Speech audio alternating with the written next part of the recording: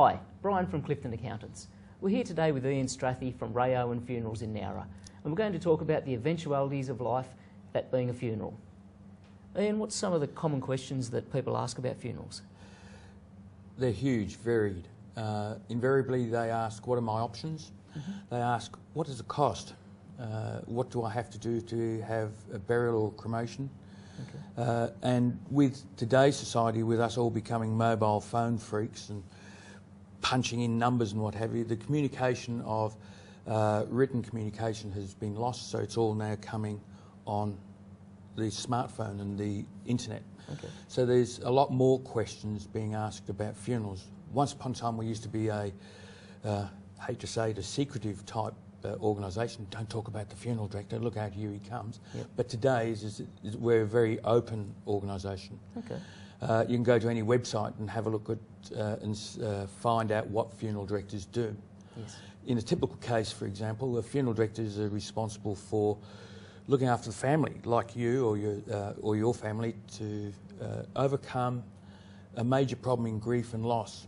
Yes. Because Aunt Maud has died, for example, and you're confronted with the issue by the doctor, she has died now. Mm-hmm. I bet you haven't asked any of the questions that you need to know. No, it's one of those things that just happens all of a sudden. It's difficult to plan for. And most Australians tend to have funerals within 4 days. Okay. So that a lot of people tend to think that they can offer the answers and get it done in 4 days. But reality is we are now event coordinators. Okay. Because there's a lot more paperwork, a lot more rules involved with burials and cremations. Okay. Got any funny funeral stories? Oh, yeah, and I hope Ray doesn't get back to me with this one. Ray is a real person and a funeral director, and he was doing a burial at Nowra General Cemetery. And you've got to imagine this in your mind's eye. When you lower somebody into the grave, there's 4 people either side of the coffin, straps in hand, yep, bars on underneath. The funeral director, Ray, goes in to pull the bars out. The instant he pulls the bars out, the side of the grave falls in. So the grave's gone, Ray is underneath the coffin, the minister's at the head of the grave, the 4 guys can't help him and can't laugh, and here they are holding the coffin with the straps in their hand. What to do? Mm. The minister, who was a Presbyterian minister, very brightly said, "Excuse me, Ray, we're only burying one today." But there's lots of stories like that. Sure. You know, like we had a funeral director, a gravedigger here in Nowra by the name of Lazarus. A funeral director in Sydney by the name of Ben Box. Kiama, Stan Crap. And the name just goes on and on and on. Yeah, sure, yeah. So what does a typical funeral cost? Depends on what you want to do. Typically, let me qualify the answer for that. Sydney tends to be more expensive than we are in our local area. Mm-hmm. If you go to the Highlands, for example, they tend to be, inverted commas, country priced as well. We're not Sydney priced. Right. The major difference in cost is that of the cremation fees and the burial sites. Okay, so let's talk about the breakdown of cost for a funeral then. Let's go through the points. First off, there's the service fees. Service fees are involved with the actual running of the whole premises, the wages, the salaries, the insurances, work cover and all those sort of things. Mm-hmm. And that has a set fee, what we call service fees. We also, there's a fee for transferring the person from Corinia to home, the hospital, wherever, yes, to our location. Mm-hmm. There's also, we in our organisation charge out for the actual funeral day, because that can take up to 4 to 5 people, and anything up to 5 to 6 hours to perform the actual process. Mm-hmm.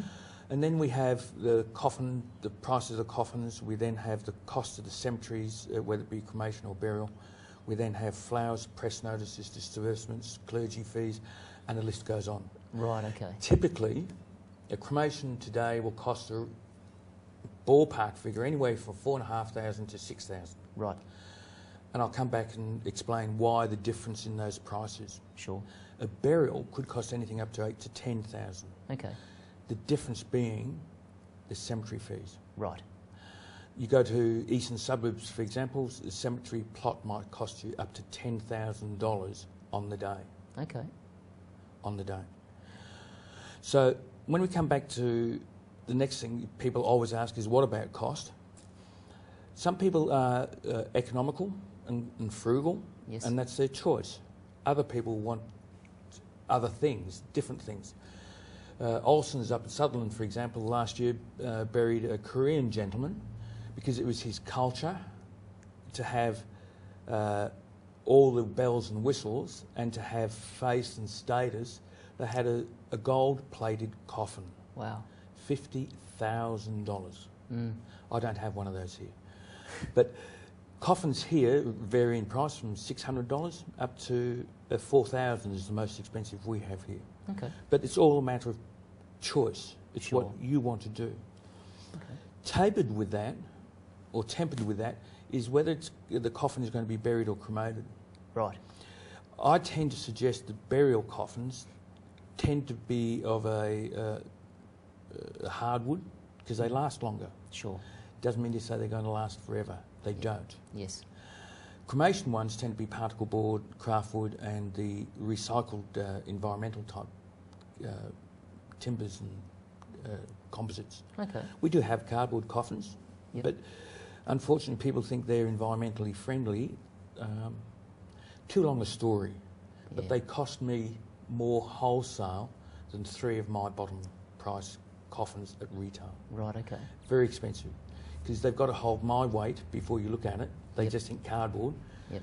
but I'm 100 kilos, and so you can't have a piece of cardboard that goes like that when I get in it or they put me in it or whatever, Sure. or bulges at the side. So Well, talking about cremation, you know, if we just try and dispel the myth a little bit about, or, you know, the unknown of what happens when the casket passes through the curtains for a cremation. okay, a good myth, a good story, good question. A lot of people think is that us funeral directors recycle coffins and what have you. Throughout all the states and territories in Australia, we are not allowed to do that. So Okay. if a family comes in here and chooses a solid cedar coffin worth $2,800 and they want it cremated, it is cremated. Okay. Then people ask, what about the metal handles and what have you? Yeah, exactly.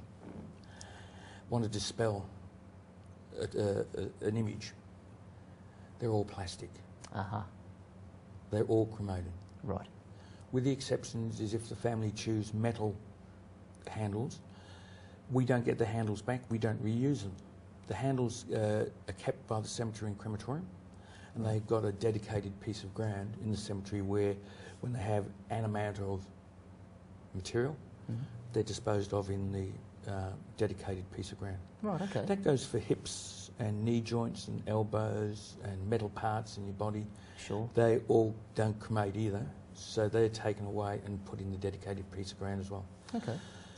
High quality stainless steel, I've often asked the question, why don't they recycle? Don't know the answer. Okay. There is some parts of the human body, the metal, when we have pacemakers and defibrillators, they have to be surgically removed for a cremation Okay. because they explode, Right. and cremators aren't designed for explosions. Yeah, sure.